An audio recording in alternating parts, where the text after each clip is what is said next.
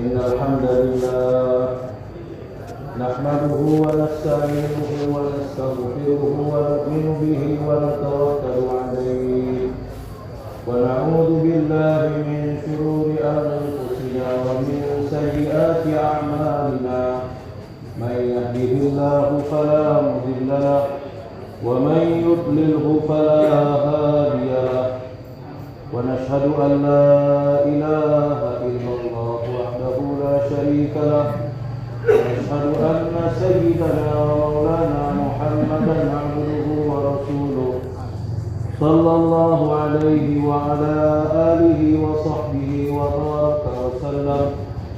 وبارك وسلم تسليما كثيرا أما بعد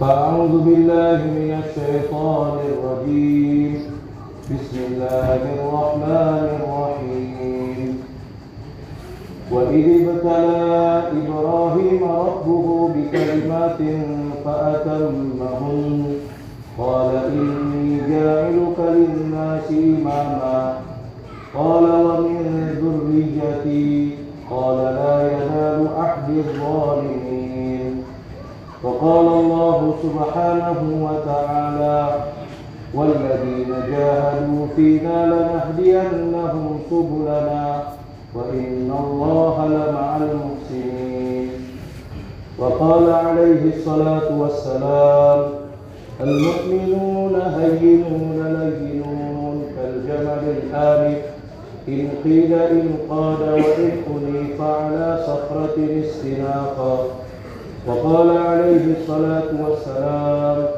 لغطوة في سبيل الله أو روحة خير من الدنيا وما فيها أو كما قال عليه الصلاة والسلام.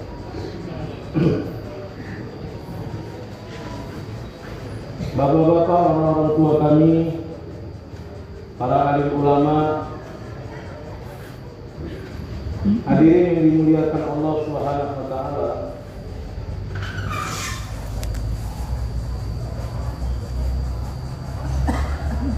Di dalam kerja agama ini hadirin ada dua asbab untuk seseorang maju dalam usaha agama. Hadirin yang dimuliakan Allah Subhanahu wa taala, asbab yang pertama untuk seseorang maju dalam usaha agama yaitu ikhlas.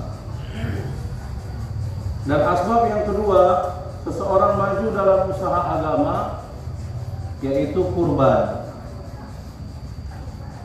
Hadirin yang dimuliakan Allah Subhanahu wa taala, ikhlas. Satu orang buat kerja untuk mendapatkan ridhonya Allah Subhanahu wa taala. Bagaimana Allah senang kepada kita? Bagaimana Allah sayang kepada kita?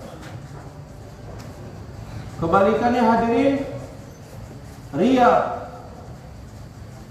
Orang yang berbuat riya dalam amalnya, riya dalam kerjanya, maka dia buat kerja untuk menyenangkan orang lain. Buat kerja bagaimana supaya orang senang dengan saya. Buat kerja bagaimana supaya penanggung jawab senang dengan saya. Saya mengambil takaza supaya orang suka kepada saya. Hadirin yang dimuliakan Allah Subhanahu wa taala, pada zaman Nabi sallallahu alaihi wasallam orang-orang seperti ini adalah orang-orang munafik hadirin. Yang mana mereka berbuat amal adalah untuk dipandang manusia,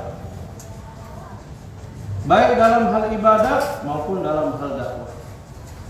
Wa idza qamu ila sholati qamu kusala yura'una nas. Apabila mereka bangun berdiri untuk mengerjakan sholat, maka bangun dengan malas. Yura'una nas, untuk diperlihatkan kepada manusia bagaimana orang senang dengan ibadah saya. Begitu juga dengan zikir, wala yadhkurunallaha illa qalila, dan tidaklah mereka berzikir kepada Allah kecuali sedikit. Dalam hal ibadah, salat dibuat dengan malas, zikir dibuat dengan sedikit. Dalam hal perjuangan agama begitu juga, wala ya'tunal ba'sa illa qalila, dan tidaklah mereka turun dalam medan perjuangan kecuali sedikit. Ya. Yang penting kan sudah keluar, sudah cukup. Hadirin yang dimuliakan Allah Subhanahu wa taala, orang-orang yang ria dalam kerja, maka mereka buat kerja melihat-lihat orang lain. Kalau orang keluar, maka saya keluar. Orang buat kerja, maka saya buat kerja. Kalau dari keluar ini ada manfaat dunia untuk saya, maka saya ikut keluar. Tapi kalau merugikan dunia saya, lebih baik tidak usah keluar. Kalau keadaan mendukung, maka keluar. Keadaan tidak mendukung, maka tidak usah keluar. Hadirin yang dimuliakan Allah Subhanahu wa taala, pada zaman Nabi SAW, orang-orang munafik telah membuat satu jalan di tengah-tengah di antara orang-orang beriman dengan orang kafir. Di jalan yang tengah. Apabila nampak dalam kelompok orang beriman ada keuntungan, maka masuk dalam kelompok orang beriman. Tetapi manakala dilihat dalam golongan orang-orang beriman ada kesusahan, ada kesulitan, maka mereka pun berpaling masuk dalam kelompok orang kafir. Hadirin yang dimuliakan Allah Subhanahu wa taala, diceritakan Allah keadaan orang-orang munafik di dalam Al-Qur'an bukan untuk orang munafik, tetapi diceritakan Allah keadaan orang-orang munafik di dalam Al-Qur'an untuk menjadi peringatan kepada orang-orang yang beriman, supaya orang-orang beriman waspada dengan sifat-sifat orang munafik, supaya orang-orang beriman jangan berbuat perbuatan orang-orang munafik, yang mana dalam amal mereka, yang mana dalam kerja mereka dibuat untuk menyenangkan manusia, dibuat untuk diperlihatkan kepada manusia. Hadirin yang dimuliakan Allah Subhanahu wa taala, manakala satu orang buat kerja dengan ikhlas, maka akan wujud istiqomah dalam kerjanya. Dia akan istiqomah dalam kerjanya. Ini tanda seseorang ikhlas. Bukan sekali buat, selepas itu tidak buat, lagi mau buat, lagi tidak mau maka tidak buat. Nah, orang-orang yang ikhlas, mereka istiqomah dalam kerjanya. Istiqomah mengikut arahan. Allah berfirman, "Fastaqim kama umirta." Dan istiqomahlah kamu, dan tetaplah kamu, bertahanlah kamu dalam kerja kama umirta, sebagaimana yang diperintahkan kepada kamu. Bukan sebagaimana yang kamu mau, bukan sebagaimana keinginan kamu, bukan sebagaimana pemikiran kamu. Makanya Nabi SAW diberikan perintah oleh Allah, ya ayyuhar rasul, wahai rasul, balligh ma unzila ilaika mir rabbik. Sampaikan apa yang diturunkan kepada kamu dari Rabb kamu. Jadi kerja yang dibuat oleh Nabi, yang disampaikan kepada manusia, mengikut apa yang Allah perintahkan, bukan apa yang dimaui Nabi, bukan mengikut keinginan Nabi. Hadirin yang dimuliakan Allah Subhanahu wa taala, maka untuk melihat satu orang istiqomah di dalam kerjanya, istiqomah di dalam penghambaannya kepada zat Allah Subhanahu wa taala, maka kepada setiap orang-orang yang beriman, Allah Subhanahu wa taala memberikan ujian. Kalau tidak ada ujian, maka satu orang tidak akan dapat dinilai dia ini orang istiqomah, dia ini orang tidak istiqomah. Tapi dengan adanya ujian, adanya imtihan, maka seseorang dapat dinilai dia itu orang yang istiqomah atau orang yang tidak istiqomah. Hadirin yang dimuliakan Allah Subhanahu wa taala, masa kita sekolah hadirin, ada masa-masa yang kita lalui tidak ada ujian. Maka anak-anak yang sekolah biasa saja, malam cepat tidur, pagi-pagi pun berangkat sekolah biasa saja. Kenapa? Karena masa belajar. Tapi setelah 3 bulan, setelah 4 bulan, setelah 6 bulan diadakan ujian di sekolah. Maka pada waktu ujian, baik pelajar-pelajar sekolah, baik pelajar-pelajar madrasah, untuk menghadapi ujian, sebagian besar pelajar kadang tidak bisa tidur malam. Karena dia mengetahui besok ujian. Kalau ujian yang diberikan dia berhasil, maka 1 tahun usaha belajar akan mendapatkan keberhasilan dan dia akan naik kelas. Tetapi hadirin, manakala 1 tahun usaha belajar, mengeluarkan uang juga, mengeluarkan tenaga juga, tetapi ketika ujian yang dihadapi mendapatkan hasil yang tidak baik, hasil yang jelek, hasil yang tidak memuaskan, maka hadirin, pelajar yang tidak mendapatkan hasil yang tidak baik tersebut, yang tidak mendapatkan hasil yang baik, maka dia tidak naik kelas. Walaupun sepanjang tahun dia belajar dengan baik, walaupun sepanjang tahun dia mendapatkan nilai yang baik,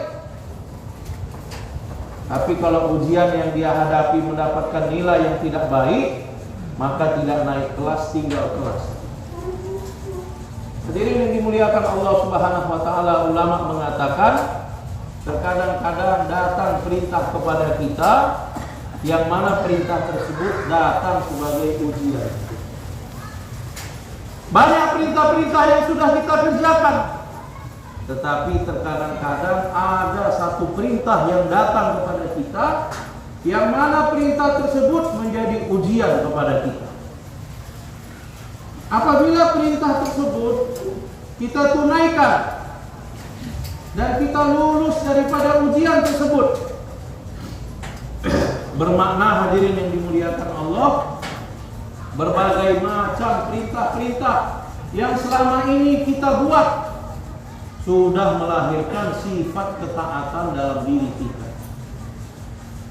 Tetapi hadirin yang mulia, manakala begitu banyak perintah-perintah sudah kita kerjakan, bahkan puluhan tahun kita mengerjakan perintah, tetapi tiba-tiba Allah Subhanahu wa taala memberikan satu perintah yang mana perintah tersebut sebagai ujian kepada kita. Dan hadirin, perintah tersebut kita tidak tunaikan.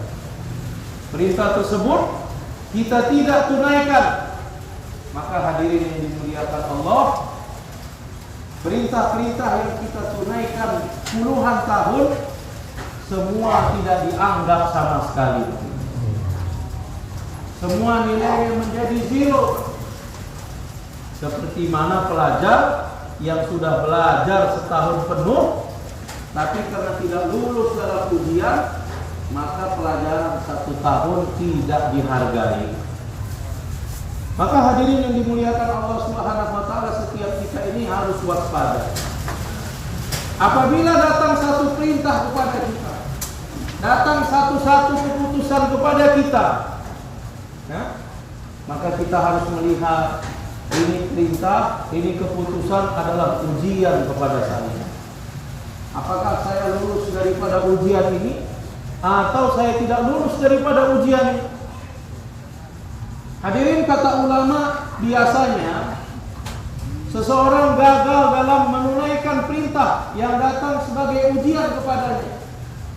seseorang gagal menunaikan perintah yang datang sebagai ujian kepadanya adalah karena 3 penyebab. Ada 3 penyebab yang menyebabkan orang gagal dalam menunaikan perintah. Yang pertama, hadirin, penyebab yang pertama, perintah tersebut datang bertentangan dengan kedudukan, bertentangan dengan statusnya, bertentangan dengan kemuliaannya, bertentangan dengan posisinya. Mana mungkin aku kerjakan perintah ini? Aku ini siapa? Hadirin yang dimuliakan Allah Subhanahu wa taala, Allah Subhanahu wa taala tidak akan membiarkan, seperti mana di dalam Al-Qur'an Allah mengatakan, ahasiban nas ayyutraku ayyaqulu amanna wa hum la yuftanun. Apakah manusia mengira kami membiarkan mereka begitu saja mengatakan amanna, kami adalah orang yang beriman, wa hum la yuftanun, sedangkan kami belum memberikan ujian kepada mereka. Walaqad fatanna alladziina min qablihim, dan sungguh kami telah memberikan ujian kepada orang-orang sebelum mereka. Fala ya'lamanna Allahu alladziina shadaqu wa la ya'lamanna al-kadzibin, supaya Allah mengetahui siapa orang yang jujur dan siapa orang yang berdusta. Maka semua Allah Subhanahu wa taala akan uji. Semuanya Allah Subhanahu wa taala akan uji dengan perintah yang datang. Dan ujian tersebut yang pertama bertentangan dengan kedudukan. Allah uji kepada para malaikat dengan diciptakannya Adam alaihi salatu wassalam.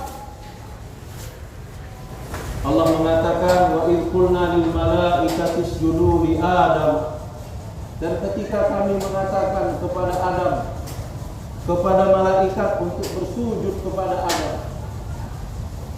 fasajadu, maka semua malaikat pun bersujud, illa iblis, kecuali iblis. Malaikat berhasil di dalam ujian.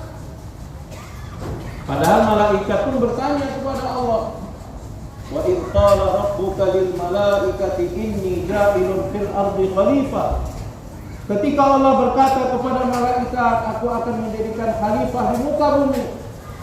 Malaikat bertanya, ataj'alu fiha may yufsidu fiha wa yasfiku dima? Apakah kamu akan menjadikan di permukaan bumi yang akan membuat pertumpahan darah dan akan membuat kerusakan di muka bumi? Wa nahnu nusabbihu bihamdika wa nuqaddisu lak, sedangkan kami terus-menerus memuji Engkau dan menyucikan Engkau.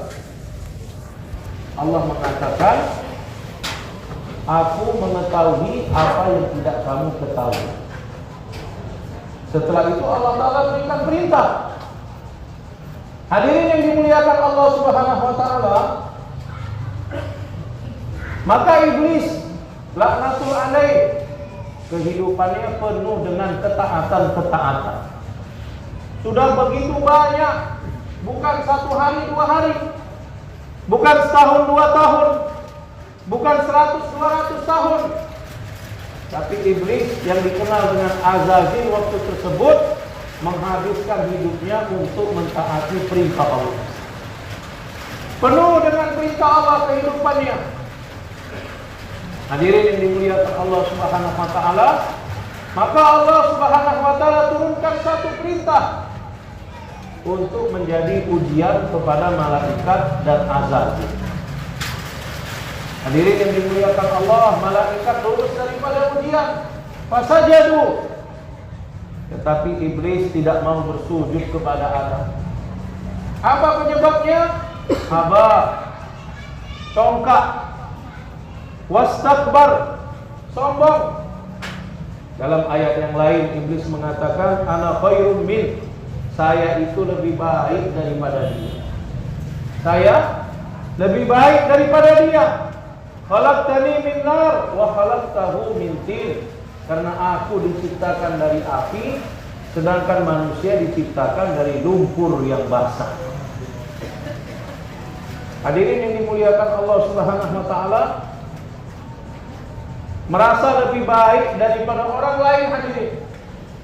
Sifat takabur. Ulama mengatakan dalam riwayat hadis, orang yang ada takabur walaupun sebesar zarrah dalam hatinya, bukan tidak hanya masuk ke dalam surga, mencium bau surga pun tidak hadirin.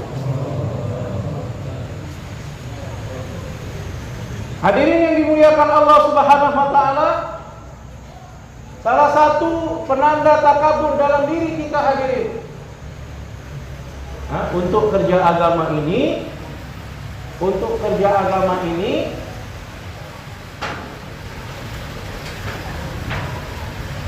kita tidak merasa berhajat kepada orang lain dalam kerja agama. Maksudnya apa hadirin yang mulia? Kita merasa hadirin terkadang beberapa orang, kalau dia tidak ikut kerja agama tidak ada masalah. Memang untuk kerja agama ini tidak membutuhkan siapapun. Masih kita mengatakan zat Allah adalah zat yang tidak berhajat kepada siapapun. Allahus Samad.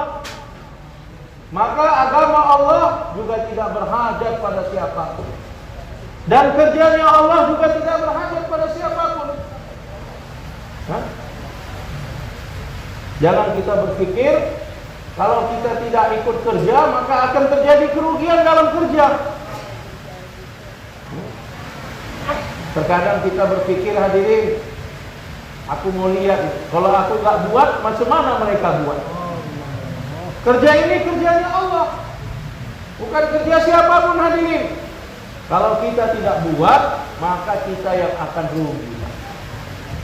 Kerja tidak berhajat kepada siapapun.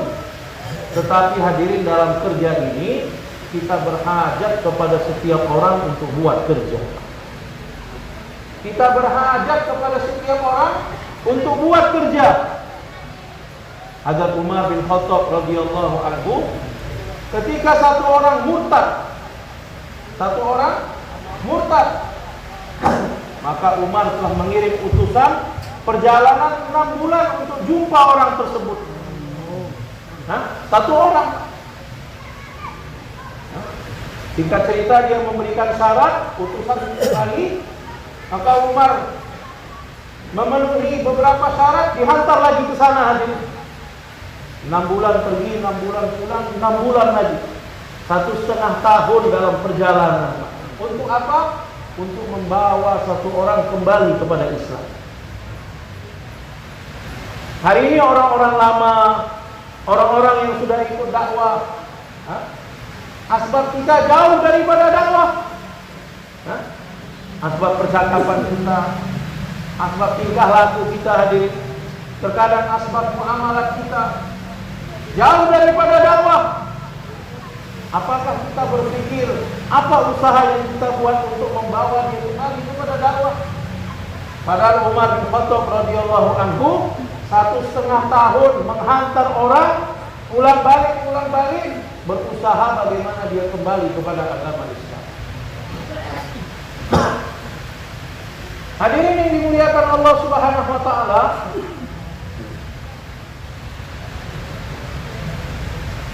kalau kita berpikir nggak ada si fulan pun nggak apa-apa, dia nggak buat kerja pun nggak apa-apa, nggak pengaruh sama kerja, benar hadirin. Tapi kalau kita merasa orang-orang, kita tidak berhajat kepada orang-orang untuk bersama-sama dalam kerja, menandakan hadirin ada sifat takabur dalam hati kita. Ada sifat takabur dalam hati kita. Maka hadirin yang dimuliakan Allah Subhanahu wa taala, dalam kerja ini begitu penting sifat untuk kita membuka keluasan hati. Wasi'ul qalb, keluasan hati. Seperti mana samudra yang luas. Welcome, selamat datang kepada setiap orang. Umat akan datang dengan gayanya. Umat akan datang dengan caranya. Bahkan umat akan datang dengan ketidaktertibannya. Hadirin yang dimuliakan Allah Subhanahu wa taala, perintah daripada Allah Subhanahu wa taala untuk kita berlaku lemah lembut kepada umat. Allah berfirman, "Fabima rahmatin minallahi linta lahum." Wahai Nabi, dengan rahmat Allah berlaku lemah lembutlah kepada umat. Walau kunta faddan ghalidhal qalbi lan faddu min hawlik. Kalau kamu kasar kepada umat, maka umat akan lari daripada kamu. Nabi SAW akhlaknya adalah akhlak yang azim. Bahkan Allah mengatakan, innaka la'ala khuluqin azim. Satu orang bertanya kepada Sayyidina Ali, kalau saya tidak salah. Dia mengatakan, wahai Sayyidina Ali, berapa banyak akhlaknya Rasulullah? Berapa banyak akhlaknya Rasulullah? Maka hadirin yang dimuliakan Allah Subhanahu wa taala, Sayyidina Ali bertanya, begitu ajib pertanyaan kamu. Kamu bertanya berapa banyak akhlak Rasulullah. Sekarang saya tanya kepada kamu, berapa banyak kenikmatan dunia? Maka dia mengatakan, kenikmatan dunia ini tak bisa aku hitung. Kenikmatan dunia ini tak terhitung berapa banyaknya. Ali radhiyallahu anhu mengatakan, ajib, dunia yang tidak ada nilainya di sisi Allah, itu pun kamu tidak dapat menghitung berapa banyak nikmatnya. Bagaimana kamu dapat bertanya berapa banyak akhlaknya Rasulullah? Yang mana Allah mengatakan, innaka la'ala khuluqin azim. Azim, sesungguhnya akhlak Rasulullah di atas azim. La'ala khuluqin azim, di atas akhlak yang azim lagi. Tapi Allah katakan pada Nabi, wahai Nabi, kalau kamu kasar kepada umat, Nabi yang punya akhlak yang azim, kalau kasar kepada umat, umat akan lari daripada kamu. Hadirin yang dimuliakan Allah Subhanahu wa taala, berlaku lemah lembut kepada umat.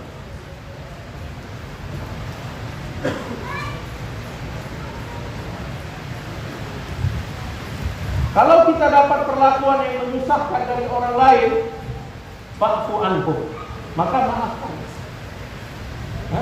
Maka maafkan hadirin. Memaafkan ini bukan kerja yang mudah. Hari ini ahbab kalau dapat perlakuan yang tidak baik daripada umat, dapat menahannya.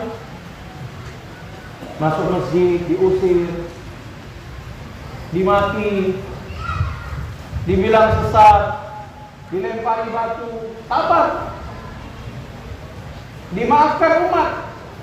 Tapi hadirin, hari ini ahbab kalau dapat perlakuan yang tidak baik daripada sesama ahbab, ini yang berat. Kadang-kadang tidak datang musyawarah lagi. Kadang-kadang tidak hadir malam markas, nggak hadir dalam musyawarah halqah. Kenapa?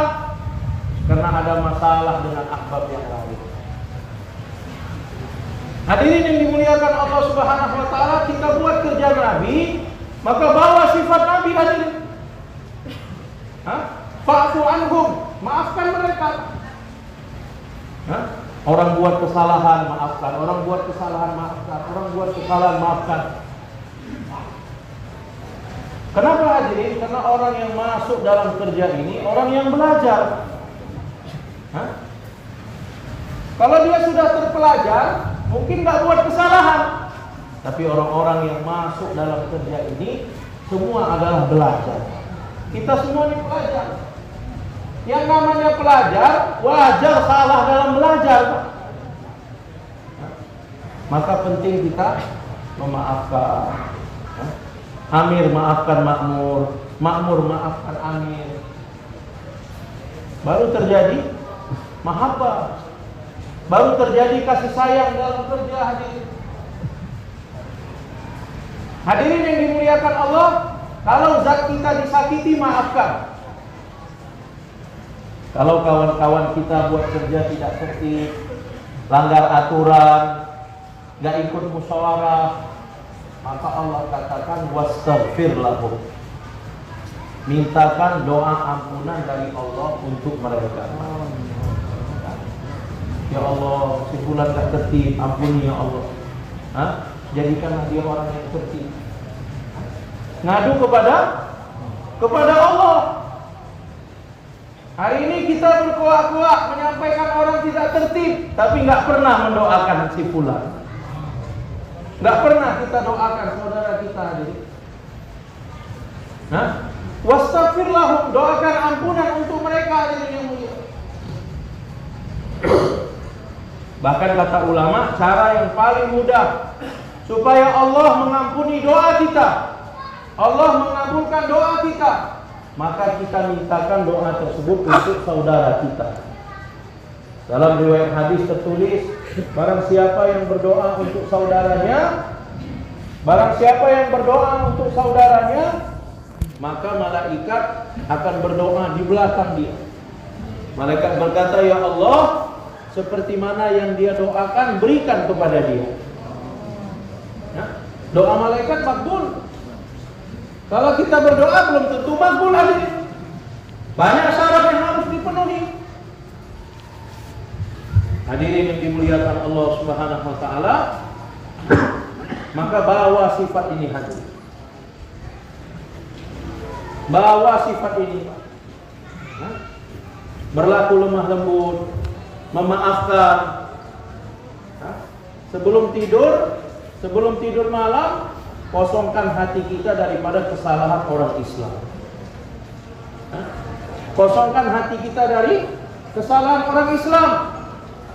Satu orang sahabat lewat ketika Nabi buat majelis. Nabi katakan, kalau kamu mau melihat ahli surga, ini orang. Hari kedua lewat lagi, nampak daripada janggutnya keluar bekas air wudhu. Nabi katakan, kalau kamu mau melihat ahli surga, inilah orang.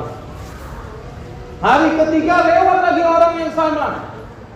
Nabi katakan, kalau kamu mau melihat ahli surga, inilah orang. 3 hari berturut-turut Nabi mengatakan si fulan ahli surga. Sehingga ada satu orang sahabat mengekori dari belakang ketika dia pulang ke rumah. Sampai di rumah dikatakan, wahai Tuan, saya ini ada masalah dengan orang tua saya. Saya bersumpah tidak akan pulang selama 3 hari. Boleh tidak saya numpang 3 hari di rumah Tuan? Oh silakan. 3 hari sebagai tamu. Untuk apa dia mengikut? Untuk melihat apa amalan yang dibuat sahabat ini, sehingga 3 hari berturut-turut Nabi mengatakan dia adalah ahli surga. Hadirin yang dimuliakan Allah Subhanahu wa taala, 3 hari 3 malam dilihat, tidak ada amalan khusus. Bahkan diceritakan ulama, bangun tahajud pun tidak hadirin. Dia hanya bangun pada malam hari, duduk, kemudian dia ucap kalimat syahadat asyhadu an la ilaha illallah wa asyhadu anna muhammadar rasulullah. Kemudian tidur lagi. Begitu mendengar azan subuh, maka dia pun bangun lagi. Setelah 3 hari diperhatikan tidak ada amalan khusus. Maka sahabat yang numpang 3 hari berkata, sudah 3 hari saya pun izin pamit. Sebenarnya saya tidak ada masalah dengan orang tua saya. Cuma saya ingin melihat apa amalan yang kamu buat, sehingga Nabi sallallahu alaihi wasallam mengatakan kamu adalah ahli surga. Tapi 3 hari ini aku mengikuti kamu, melihat kamu tidak ada amalan khusus. Tuan rumah mengatakan benar, aku tidak punya amalan khusus. Maka tamu pun mau pulang. Beberapa langkah dipanggil lagi. Tuan rumah mengatakan benar, aku tidak ada amalan khusus. Tetapi biasanya sebelum tidur aku membuat 2 amalan. Yang pertama aku maafkan semua kesalahan orang Islam kepada diri. Semua aku maafkan. Tidak membawa ganjalan di dalam hati. Tidak membawa apa-apa di dalam hati. Dongkol, ngedumel. Kadang-kadang hadirin yang mulia, kita pulang ke rumah, melihat keadaan istri kita marah sama istri. Malam hari kita tidur sambil membawa marah kita dalam tidur. Maafkan hadirin yang mulia. Kemudian yang kedua, aku tidur dengan tidak membawa hasad kepada siapapun, kedengkian kepada siapapun atas nikmat yang Allah Subhanahu wa taala berikan kepada setiap orang-orang yang beriman, kepada setiap manusia. Tidak ada hasad. Hadirin yang dimuliakan Allah Subhanahu wa taala, berlaku lemah lembut kepada umat, kemudian memaafkan, memintakan ampunan kepada umat. Hadirin,